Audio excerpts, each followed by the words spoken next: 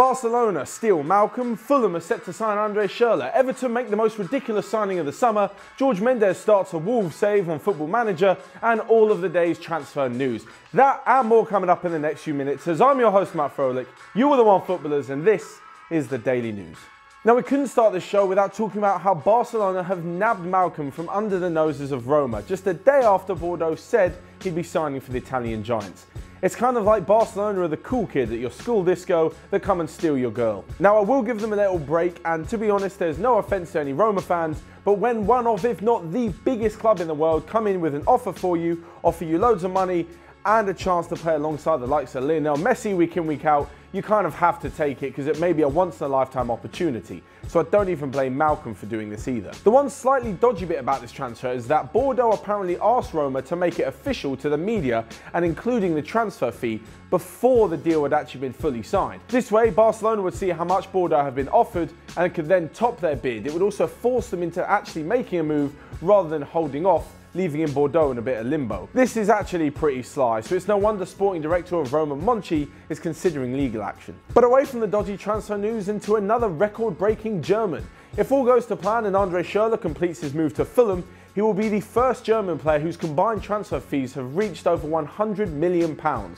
In the last few seasons, he struggled with fitness and form at Dortmund, but the former World Cup winner will be hoping that a return to West London after an ill-fated spell at Chelsea a few years ago will mean that he finds his form and his fitness again for the Cottagers.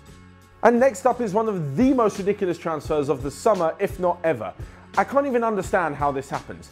How is it that Barcelona can buy Malcom for 44 million, but Everton can sign Richarlison from Watford for almost 55? It doesn't even make any sense. The guy hasn't scored since November, hasn't assisted since December, and after a good start to the season has massively dropped off in the second half. I could be proved wrong, of course, but it just sounds absolutely bizarre at the moment. Now, if you think that transfer was overpriced, let's move to a transfer which has remarkable value, even for a 31-year-old. The influx of Portuguese stars at Wolves, who are all represented by super agent George Mendes, is continuing as Monaco's 31-year-old midfielder João Moutinho has moved to Molineux for around £5 million. Add that to the fact that Rui Patricio has signed this summer and saved 2 penalties in his Wolves debut, and the fact they've got the likes of Ruben Neves and Diego Jota in the squad, it seems that George Mendes has fired up Football Manager, started a save, given himself a load of money, and won't stop until they've won the Champions League 19 years in a row. And lastly, we have a roundup of the rest of the day's news and transfers, including a potential return to management for a former England manager. Real Madrid are eyeing up Spurs and France captain Hugo Lloris for around £60 million. Bayern Munich's new manager Niko Kovac has refused to say whether or not midfielder Thiago will be with them next season, alerting Barcelona to a possible £62 million deal. Sven-Göran Eriksson is in advanced talk to become new manager of Iraq.